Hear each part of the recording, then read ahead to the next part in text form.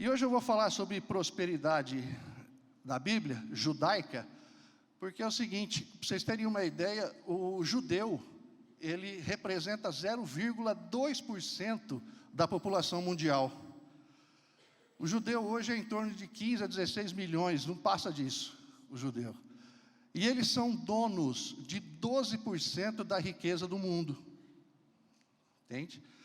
Então, o que eles fazem? O que eles fazem? Eles cumprem princípios. Não queira ter de Deus cumprimento de promessa, se você não tiver cumprindo princípios. Entende? Todo mundo quer a bênção. Todo mundo quer a bênção. Mas ninguém quer a cruz. Todo mundo quer a bênção. Tá certo?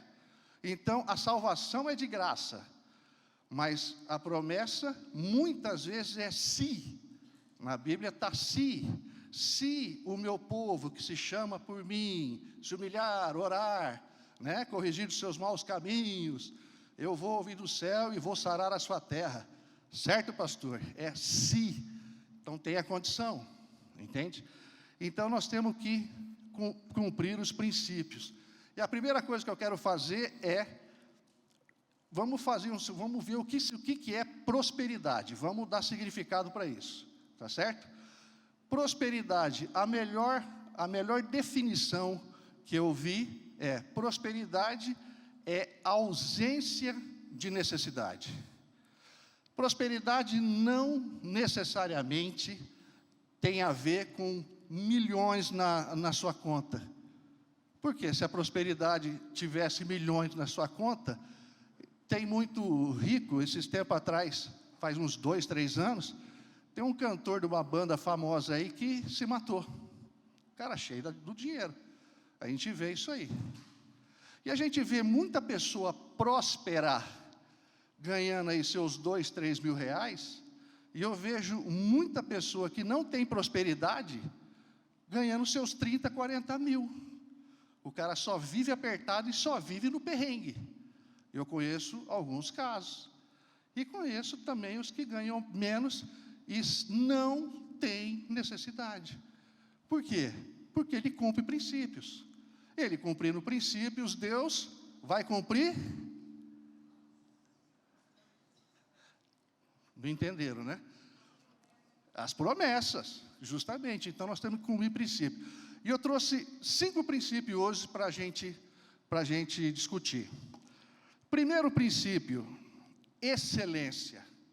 Excelência. O judeu, ele faz tudo por excelência.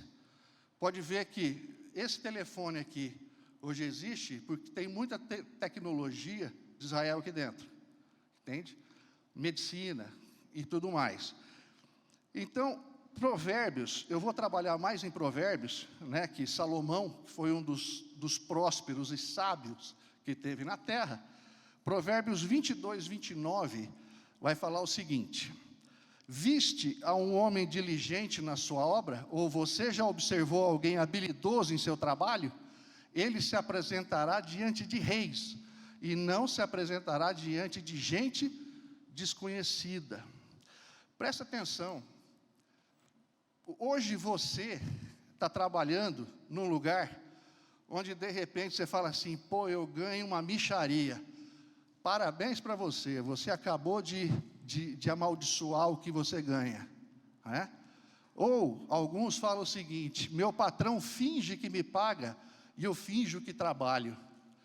Filho, sai daí, você está desonrando quem abriu essa porta para você. Nós temos que fazer tudo por esmero, com excelência, independente do quanto você está ganhando. Porque se você começar a fazer tudo por excelência, e o melhor que você pode, mas eu não tenho condições de fazer, mas faz o melhor que você pode, mesmo não tendo essas condições. Faça como se fosse. A gente não pode trabalhar para homens. Eu falei um dia para o Samuel é o dono da Selena, isso faz uns 15 anos já, eu falei assim: filho, nunca trabalhei para você e nunca vou trabalhar. Ele assustou, Eu falei assim, eu trabalho para Deus, porque foi Ele quem abriu essa porta para mim. Porque trabalhar para homem é fácil. Trabalhar para homem é fácil. Eu quero ver você trabalhar para Deus. Que aonde você estiver, Ele está te olhando, Ele está te vendo. E se você trabalhar com excelência, você pode ter certeza, você está sendo fiel no pouco, você vai ser colocado sobre o muito. Ponto. Entende? Quer exemplos disso? José do Egito. José do Egito era um cara muito bem tratado pelo pai, muito invejado pelos irmãos, que um dia vocês sabem o que aconteceu. Os irmãos tentaram matá-lo e venderam ele para uma caravana de ismaelitas. Lá vai um moleque, 16 anos, para ir embora de casa, né? E vai para o Egito. Lá no Egito, vocês sabem o que aconteceu, foi trabalhar lá na casa de Potifar, e se você ler sobre José, você vai ver que Deus prosperou a casa de Potifar através de José. Você pode fazer o teu patrão prosperar por causa do teu trabalho. Você pode abençoar a tua empresa. Mas isso você tem que fazer com excelência. Com excelência. Outro exemplo de fazer as coisas por excelência era Davi. Davi, ele era meio que desprezado pela família, vocês sabem, não? Ele tem uma vertente teológica que fala que Davi, ele era bastardo, ok? Além disso, ele era ruivo, né? O ruivo, ele era mal visto naquela época, por causa de Adão, entende? Era vermelho. Então, quando chega Samuel na casa de Jessé, quem só está trabalhando? Davi, e num dos piores serviços que era da época, que era pastor. Então, Davi fazia as coisas com tanta excelência, que antes dele derrubar Golias, Deus treinou ele com o quê? Vocês lembram, não? Com um urso e com um leão. Presta atenção. Quem daqui teria peito, de repente, o leão pegou uma ovelha e ir lá e tirar da boca dele? No máximo, a gente viraria e falaria assim, não, é uma só, deixa levar. Ele não tinha essa conversa, não. Foi lá e matou o leão, foi lá e matou o urso e trouxe a ovelha é dele. Ele estava ali, não era dele, era do pai, fazendo por excelência. Aonde Deus levou José do Egito? Para o governo do Egito, o segundo homem do Egito. E para onde Deus levou Davi? A ser rei de Israel. Inclusive o maior rei de Israel. Olha que Salomão foi monstro também, né? Salomão foi monstro. Só que Davi superou, Salomão não conseguiu superar o pai. Né? E assim vai. Então, quando você for fazer por excelência, faça tudo por excelência. Não é só no teu trabalho. Faz na tua casa. Você como marido, protegendo a sua esposa, se for preciso, morrendo por ela, educando teus filhos, não terceirizando a educação para a internet ou para a sua esposa. Entende? Eu estou falando com os maridos. Estou errado, esposa, ou está certo? É assim que funciona? É o pai que tem que disciplinar, está certo? E a gente tem que fazer isso, tanto no trabalho como em casa. Nós temos que fazer tudo por excelência. E tudo que a gente fizer, Deus vai retribuir conforme a gente faz. Salmo 62:12 diz assim: e a ti, Senhor, pertence a graça, pois a cada um retribuís segundo as suas obras. Então, conforme você faz, vem a retribuição. Ok? Segundo princípio. Então, primeiro, excelência. Anota aí. Segundo princípio, bom nome e boa estima. Bom nome e boa estima. Aqui o bom nome é a reputação, tá? Então é assim, óbvio que a gente tem que ter um nome limpo e zelar pelo nome, porque Paulo vai dizer que a ninguém deveis nada, a não ser o amor. Então, a gente tem que cuidar muito do nome e da nossa reputação, tá ok? Provérbios 22:1 vai falar assim, ó: a boa reputação vale mais que grandes riquezas. Desfrutar boa estima vale mais do que prata e ouro. O que é a boa reputação? Cara, você combinou, você tratou, cumpre. Putz, mas eu errei, eu vou tomar prejuízo. A Bíblia fala, toma, mas mantenha a tua palavra, não volta atrás. Não volta atrás. A reputação é diferente de fama. Fama é do diabo. Reputação é de Deus. A fama você faz em 5 minutos. De repente acontece alguma coisa, 5 minutos você fica famoso. Agora, reputação não. Reputação são anos para você adquirir. É quando a pessoa, de repente, ela pode até não gostar muito de você, mas ela te respeita. Entende? Inclusive, essa questão da pessoa, existe essa questão, eu tenho mais amizade com tal pessoa, isso é normal, tá? Jesus tinha 5 níveis de relacionamento, tá ok? 5 níveis. Qual eram os 5 níveis? A multidão, tá certo? Depois da multidão tinha aqueles 120 ou mais que andava com ele, os discípulos. Dentro dos 120 tinha os 12, que eram os apóstolos. Dentro dos 12 tinha 3, que era Pedro, João e Tiago. E dentro dos 3 tinha um, que era João. Olha só, Jesus tinha 5 níveis de relacionamento.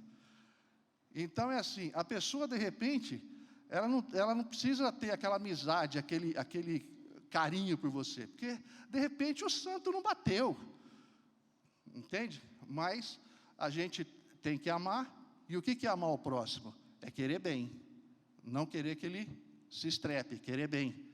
Então a gente tem que querer bem e respeitar, ok? Então, excelência e boa estima. Deixa eu falar uma coisa aqui para você que me veio aqui agora. Esse negócio de querer agradar todo mundo, que tem gente que quer agradar todo mundo, né? Deixa eu dar um recado para os jovens aqui. Sabe qual é o maior segredo do fracasso? Sabe não? É querer agradar todo mundo, viu? Por isso nós temos que ter princípios, e princípios são inegociáveis. Ainda mais nesse mundo de hoje, aonde os jovens, eles até passam por cima dos seus princípios para serem aceitos numa sociedade que está totalmente corrompida e deturpada. E o terceiro princípio é aconselhamentos. Então, o primeiro é excelência, vai gravando. O primeiro é excelência, o segundo é bom nome e boa estima, e o terceiro é aconselhamentos. Presta atenção, em Provérbios 15:22, vai falar o seguinte: os planos fracassam por falta de conselho, mas são bem-sucedidos quando há muitos conselheiros. Presta atenção, aqui, nessa igreja, nós temos vários agricultores, tá certo? Eu acredito, eu não vivo esse universo, mas eu acredito que antes deles plantarem, antes deles fazerem alguma coisa, antes deles colocarem uma safra, eles se aconselham, eles pegam a assistência e o conhecimento de muitos, não é? Para fazer a safra. É assim, senhor Hilário? É assim, senhor Luiz Evandro? Então, eles se aconselham, apesar de toda a experiência que têm, eles se aconselham em fazer alguma coisa. Vou citar um exemplo do pastor Valdir. Eu tenho certeza que ele não vai ficar irritado. Ele estava querendo comprar um carro esses dias atrás, trocar um carro. Ele tinha uma Palha Adventure e queria comprar um carro. Ele chegou para mim e falou assim: Alexandre, eu estou querendo... O pastor Valdir é lá do Gileade. Aí ele falou assim: eu estou querendo trocar meu carro. Eu estou querendo comprar uma Fremont. Fremont é da Fiat, você lembra daquele SUV da Fiat grandão, né? Falei, pastor, não, pastor, está errado. Não é Freeman que o senhor tem que trocar, isso aí já foi. Vende o seu carro, nós temos que achar uma Toro para o senhor. Então, presta atenção, ele foi procurar quem para conversar a respeito do que ele queria fazer? Alguém que está no mercado e conhece alguma coisinha de mercado.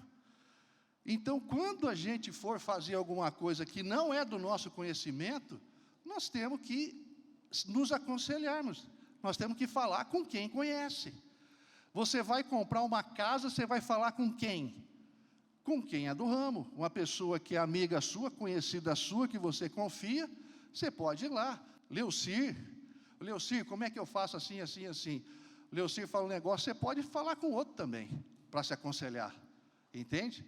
Você não vai conversar com quem não tem nenhuma casa, nunca comprou nada, porque o cara vai te dar palpite errado e furado, totalmente fora. Ah, você quer montar uma empresa, eu quero montar uma empresa em Chapadão, eu quero vender insumo agrícola, beleza, vê quem deu certo nessa área, e vai conversar com ele. Precisa ser aqui no Chapadão, de repente, falar, pô, vou arrumar um concorrente? Mas pode ser, porque o sol nasceu para todos. Brilha para poucos, mas nasceu para todos. E a gente tem que se aconselhar em fazer as coisas.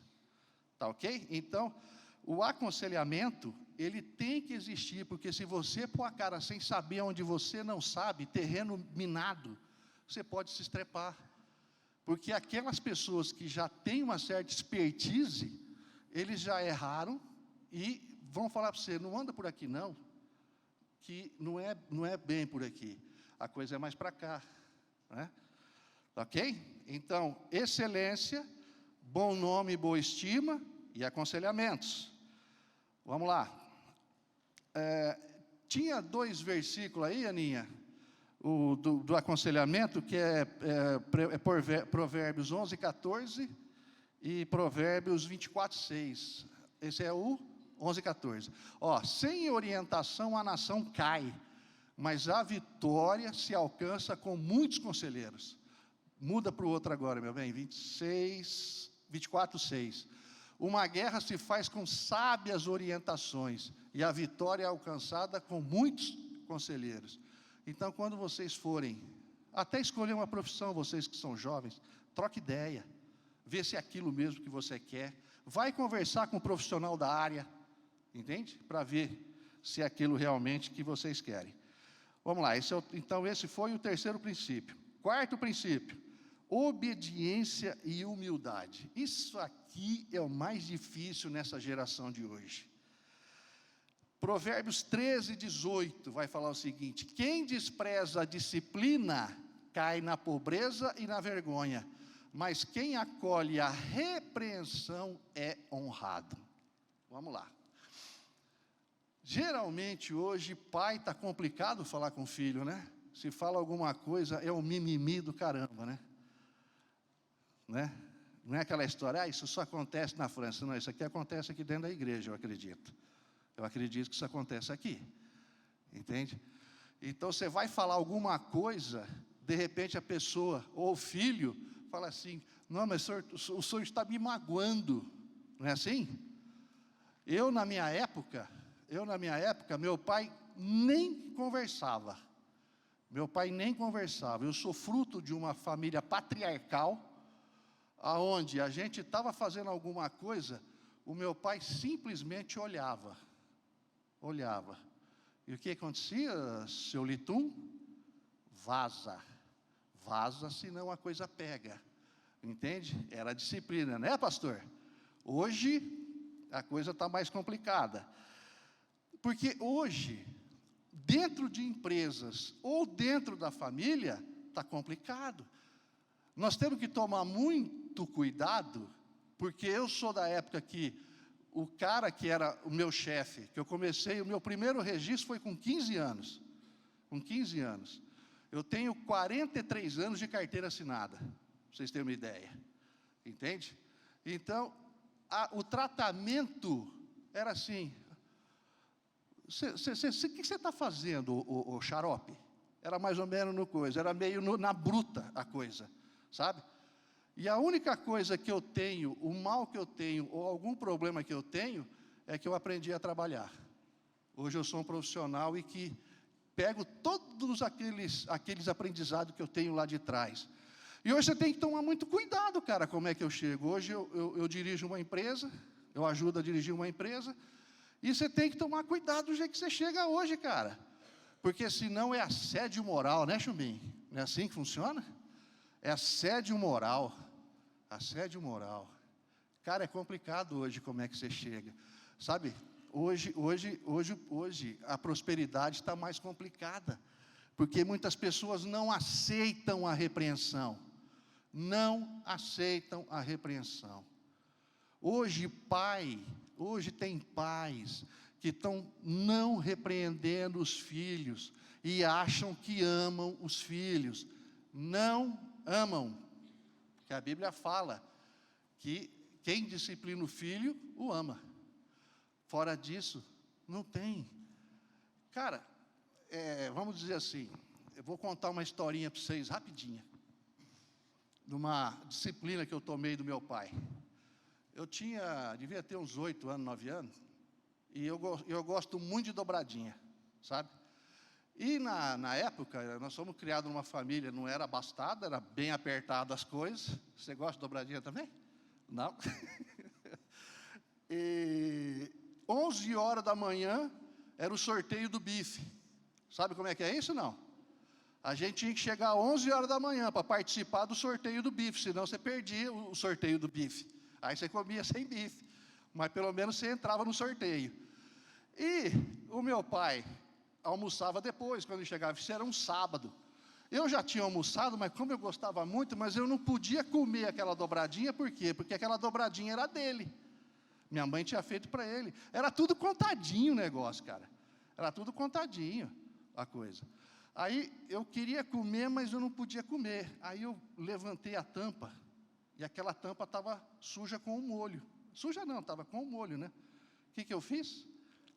Lambi a tampa. Só que, para o meu azar, quem chega atrás de mim? Meu pai. Ai, ai. Fiquei marcado 10 dias, meu. Ele pegou uma cinta e couro, compadre. Sabe qual é o trauma que eu tenho? Uma coisa chamada educação. É isso hoje que eu tenho. Mas essa eu lembro até hoje. Ele não lembrava que fazia, porque quem bate, não lembra. Agora quem apanha, compadre, não esquece. Entende? Então, hoje a gente tem que presta atenção. Então, miséria e vergonha para quem rejeita a correção. Presta atenção, molecada, presta atenção quem está entrando no trabalho agora, no mercado de trabalho. Aceita a correção. Aceita a correção e a disciplina. Se você quiser ser mais que alguém, compadre, a gente não sabe, muitas vezes, quando a gente entra, a gente não sabe fazer o óculos com a poupança, vamos dizer assim, entende? Nós vamos aprendendo tudo. Então, aceita a correção e faz a coisa direita. Porque se a pessoa está te corrigindo, é porque ela vê potencial em você e ela quer que você melhore. Entendeu ou não? Ou você quer que eu repita? Entendeu? Então, se o teu chefe ou alguém te corrige, é porque ele está vendo um grande potencial em você e ele quer te corrigir para que você seja melhor. Ok? Então, vamos lá. Aqui, eu deixei até aqui, Provérbios 13, 24. Eu não tinha visto aqui. Quem se nega a castigar seu filho não o ama. Quem o ama não hesita em discipliná-lo. Tome. Então, tá bom. Quinto e último princípio: misericórdia e doação. Esse é o último. Provérbios 11, 24, vamos lá. Há quem dê generosamente e vê aumentar as suas riquezas. Outros retêm o que deveriam dar e caem na pobreza. Presta atenção numa coisa. Onde na Bíblia faz analogia para a gente ser represa? Tem algum versículo, pastor, que fala que a gente tem que ser represa, a gente tem que reter? Eu não conheço nenhum. Se alguém lembrar, me fala agora. Agora, onde está na Bíblia ensinando que a gente tem que ser rio? A Bíblia faz analogia com o rio. A gente tem que fluir, a gente não pode reter. Eu não estou falando para gastar dissolutamente as coisas. Presta atenção, não é isso que eu estou falando. Mas muitas vezes Deus vai levar uma pessoa para você abençoar essa pessoa. Para você abençoar essa pessoa. Entende? Olha só, a pessoa que investe sempre terá recurso. Sempre terá recurso. Entende? Muitas vezes não sobra na sua vida porque o seu coração é fechado para investir nos santos. Aí de repente você fala assim: eu não faço porque não sobra. Não sobra porque você não faz, porque se você fizer, sobra. Única vez na Bíblia onde Deus fala assim: faça a prova. E a única vez na Bíblia onde Jesus chama outro ser de Senhor, porque ele só chama a Deus de Senhor, tá certo? E ele chama ao dinheiro de Senhor, porque ele pode se transformar num Deus, que é Mamon. O pastor usou esse texto, Mateus 6:24, salvo engano. Você não pode servir a dois senhores. Então é a única vez que Jesus ele se refere a uma outra, sem ser Deus, de Senhor. É com relação ao dinheiro. Em 2 Coríntios 9:10, olha o que vai falar. Aquele que supre a semente ao que semeia e o pão ao que come, também lhe suprirá e aumentará a semente e fará crescer os frutos da sua justiça. Presta atenção, olha lá. Aquele que supre a semente ao que semeia e o pão ao que come, também os suprirá e multiplicará a semente para crescer os frutos de justiça de vocês. Se você semeia, quem dá a semente vai aumentar. Jesus fala o quê? Que é melhor dar ou receber? Melhor dar. Sabe? Você acha que Deus não está vendo isso? Você acha que tem algum versículo na Bíblia falando que quem dá aos pobres empresta a Deus? Tem ou não? Está em dúvida? Mas tem. Quem dá ao pobre empresta a Deus, isso tem na Bíblia. Não sei o versículo agora. Se alguém souber, procurar aí, Ana, dá uma olhada, é Provérbios também, salvo engano. Entende? Então é assim, quando a gente abençoa o irmão, cara, não vai faltar semente na tua sementeira. Não vai faltar. Mas estou apertado, mas a tua sementeira só vai aumentar se você semear. Você entende? Porque a tua confiança está onde? A tua dependência é de quem? Tua dependência é do dinheiro ou é de Deus? De quem que é a tua dependência? Tua dependência é de Deus. Olha lá, quem trata bem os pobres empresta ao Senhor, e Ele o recompensará. Está aí, está aí. Então, a dependência nossa é dEle, não é de dinheiro. Então ali em João 15, quando ele fala, sem mim nada podeis fazer, cara, você não pode aumentar um côvado na tua vida, cara, você não pode fazer nada, e você é munheca. Olha o que fala aqui, presta atenção. Então, quem reparte, volta o 11:24, Aninha, por favor. 11:24, Provérbios. A quem dê generosamente e vê aumentar suas riquezas, outros retêm o que deveriam dar e caem na pobreza. É isso que vai acontecer. Deus manda você abençoar. Quem que é o dono do ouro e da prata? Somos nós ou é Ele? Você vai desobedecer Ele, você vai duvidar dEle, por quê? Deixa eu falar uma coisa para vocês, para todos que estão aqui, para todos que estão aqui. Olha tempos atrás, principalmente os dizimistas, olha tempos atrás o que vocês tinham. E dá uma olhadinha, vê o que vocês têm hoje. Vê se vocês teriam condições, vocês, pela força nossa, pela nossa força, a gente teria condições de fazer o que a gente tem. Eu não sei o que vocês têm, mas eu tenho certeza que hoje vocês têm muito mais, e Deus multiplicou muito mais na vida de vocês, e vocês olham e falam assim, como é que eu consegui isso aqui? Estou errado? Eu vou contar 2 histórias para vocês, rápidas. Está aqui o seu Hilário do Conselho, Ronaldinho está aí. Quem mais do Conselho está aqui hoje, Ronaldinho? Só nós 3? Só nós 3. Vamos lá. Todo mundo conhece a diaconisa Jennifer, né? É Jennifer, não é assim que é? Isso.